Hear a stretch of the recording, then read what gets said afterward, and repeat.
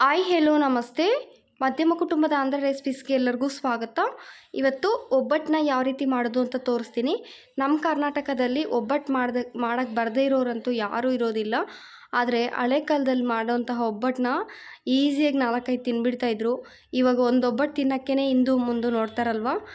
ಆದರೆ ಇವತ್ತು ನಾನು ಮಾಡುವಂತಹ ಒಬ್ಬಟ್ಟು ಹಳೆ ಕಾಲದ ಪದ್ಧತಿಯಲ್ಲಿ ತುಂಬ ರುಚಿಯಾಗಿರುತ್ತೆ. ಖಂಡಿತ ವಿಡಿಯೋನ ಸ್ಕಿಪ್ ಮಾಡದೆ ಎಂಡ್ವರೆಗೂ ನೋಡಿ. ಯಾರಾದರೂ ಹೊಸದಾಗಿ ಚಾನಲ್ ನೋಡ್ತಿದ್ರೆ ಸಬ್ಸ್ಕ್ರೈಬ್ ಆಗಿ ಬನ್ನಿ ನೋಡೋಣ ಯಾವ ರೀತಿ ಮಾಡೋದು ಅಂತ.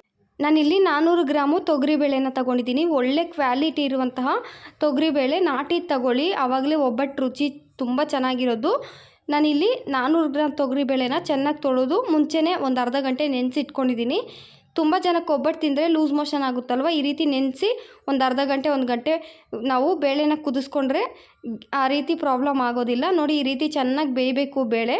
ಇವಾಗ ಬೆಂದಿದೆ ಇದು. ಸ್ಟವ್ನ ಆಫ್ ಮಾಡಿಬಿಟ್ಟು ಇದನ್ನು ನೀರೆಲ್ಲ ಬಗ್ಗಿಸ್ಬಿಟ್ಟು ಸಪ್ರೇಟ್ ಮಾಡ್ಕೊಳ್ಳೋಣ. ಇವಾಗ ಈ ಒಳಗಡೆ ನಾವು ಮೈದಾನ ಕಲಿಸ್ಕೊಳ್ಳೋಣ. ನಾನಿಲ್ಲಿ ಮೈದಾ ಮಾತ್ರನೇ ಬಳಸ್ತಿದ್ದೀನಿ, ರವೆ ಚಿರೋಟಿ ರವೆನ ಬಳಸ್ತಿಲ್ಲ. ನೀವು ಬೇಕಿದ್ರೆ ಚಿರೋಟಿ ರವೆ ಕೂಡ ಬಳಸ್ಕೋಬೋದು. ಹಾಗೆಯೇ ಒಂದು ಅರ್ಧ ಟೀ ಸ್ಪೂನಷ್ಟು ಅರಶಿನ ಹಾಕ್ಬಿಟ್ಟು ಮೈದಾ ಜೊತೆಗೆ ಬೇಕಿದ್ದರೆ ಒಂದು ಚಿಟಿಕೆ ಉಪ್ಪು ಕೂಡ ಇದ್ರ ಜೊತೆಗೆ ಆ್ಯಡ್ ಮಾಡ್ಕೋಬೋದು. ನಾನಿಲ್ಲಿ ಉಪ್ಪೇನೂ ಆ್ಯಡ್ ಮಾಡ್ತಿಲ್ಲ. ಒಂದ್ಸಲ ಎಲ್ಲ ಕೂಡ ಈ ರೀತಿ ಮಿಕ್ಸ್ ಮಾಡಿಕೊಂಡು ಸ್ವಲ್ಪನೇ ನೀರನ್ನ ಹಾಕ್ಕೊಂಡು ಕಲಿಸ್ಕೋಬೇಕು ಹಿಟ್ಟನ್ನು.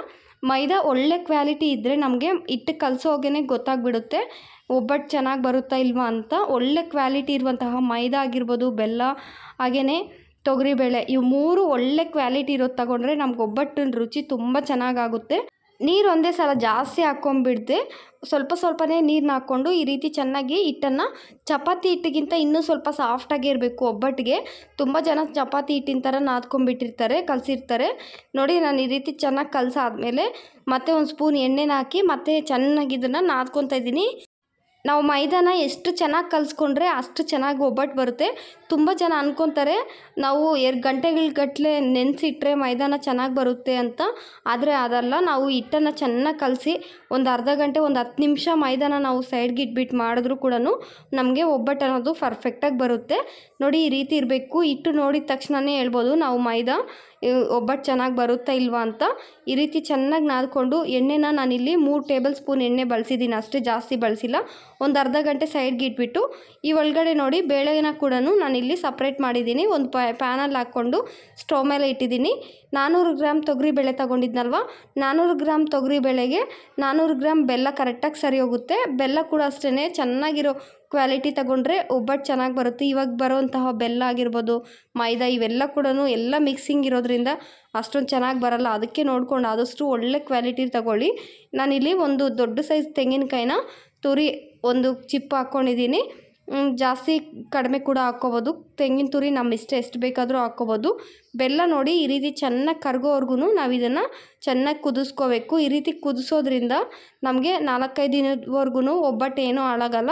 ಈ ರೀತಿ ಚೆನ್ನಾಗಿ ಕುದಿಸಾದ್ಮೇಲೆ ನಾನು ಸ್ಟವ್ನ ಆಫ್ ಮಾಡಿ ತಣ್ಣಗಾಗಕ್ಕೆ ಇವಾಗ ನೋಡಿ ತಣ್ಣಗಾಗಿದ್ದೆ. ಇವಾಗ ತಣ್ಣಗಾದ್ಮೇಲೆ ಇದಕ್ಕೆ ನಾನು ಸ್ಪೂನು ಏಲಕ್ಕಿ ಪುಡಿನ ಹಾಕ್ಕೊಂಡು ಮತ್ತೆ ಎಲ್ಲ ಚೆನ್ನಾಗಿ ಒಂದು ಸಲ ಮಿಕ್ಸ್ ಮಾಡ್ಕೊತಾ ಇದ್ದೀನಿ.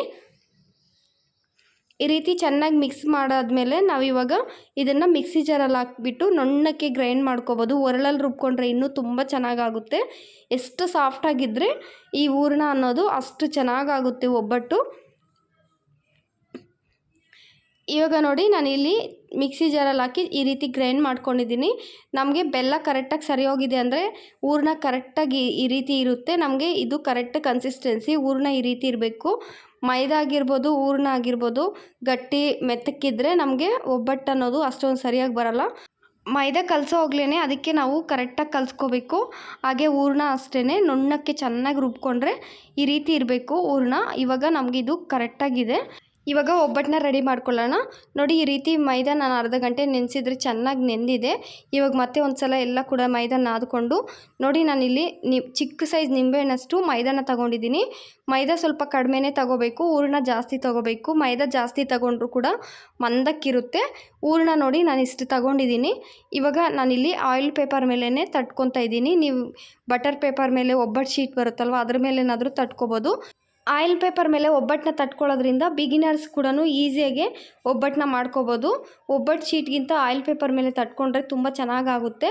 ನೋಡಿ, ನಾನಿಲ್ಲಿ ಪೇಪರ್ ಮೇಲೆ ಪೇಪರ್ ಹಾಕ್ಬಿಟ್ಟು ಒಬ್ಬಟ್ಟನ್ನ ತಟ್ಟಿಲ್ಲ. ಹಳೆ ಕಾಲದಲ್ಲೆಲ್ಲ ಇದೇ ರೀತಿಯೇ ಮಾಡ್ತಿದ್ರು. ಇವಾಗ ಪ್ರತಿಯೊಬ್ಬರು ಕೂಡ ಕವರ್ ಮೇಲೆ ಕವರ್ ಹಾಕ್ಬಿಟ್ಟು ಒಬ್ಬಟ್ಟನ್ನ ತೆಳ್ಳಕ್ಕೆ ಮಾಡಿಕೊಡ್ತಾರೆ. ಅದಕ್ಕೆ ಒಬ್ಬಟ್ಟನ್ನ ಯಾರೂ ಕೂಡ ಜಾಸ್ತಿ ತಿನ್ನೋದಕ್ಕೆ ಇಷ್ಟಪಡಲ್ಲ ಇವಾಗ. ಆವಾಗೆಲ್ಲ 4-5 ಒಬ್ಬಟ್ಟನ್ನ ತಿಂದುಬಿಡ್ತಾಯಿದ್ರು. ನೋಡಿ, ಈ ರೀತಿ ನಮ್ಗೆ ಎಷ್ಟು ತೆಳ್ಳಗೆ ಬೇಕೋ ಅಷ್ಟು ತೆಳ್ಳಕ್ಕೆ ನಾನಿಲ್ಲಿ ಕೈಯಲ್ಲೇ ತಟ್ಬಿಟ್ಟು ಮುಂಚೆನೇ ನಾನಿಲ್ಲಿ ಹೆಂಚನ್ನು ಬಿಸಿಯಾಗಿಟ್ಟಿದ್ದೆ ಸ್ಟವ್ ಮೇಲೆ. ಇವಾಗ ಸ್ವಲ್ಪ ಎಣ್ಣೆನ ಹಚ್ಬಿಟ್ಟು ಫುಲ್ಲು ಹೆಂಚಿಗೆಲ್ಲನೂ ಚೆನ್ನಾಗಿ ಬಿಸಿ ಆಗಬೇಕು ಹೆಂಚು, ಆವಾಗಲೇ ಒಬ್ಬಟ್ಟನ್ನ ಹಾಕ್ಕೋಬೇಕು. ಈ ರೀತಿ ಒಂದು ಸೈಡ್ ಚೆನ್ನಾಗಿ ಬೆಂದ ಮೇಲೆ ನಾನಿಲ್ಲಿ ದೊಡ್ಡದಾಗಿ ಮಾಡಿರೋದ್ರಿಂದ ಉಬ್ಬಿ ಬರ್ತಿಲ್ಲ. ಫುಲ್ಲು ನಾವು ಚಿಕ್ಕದಾಗಿ ಮಾಡಿಕೊಂಡ್ರೆ ಪೂರಿ ಥರ ಉಬ್ಬಿ ಬರುತ್ತೆ.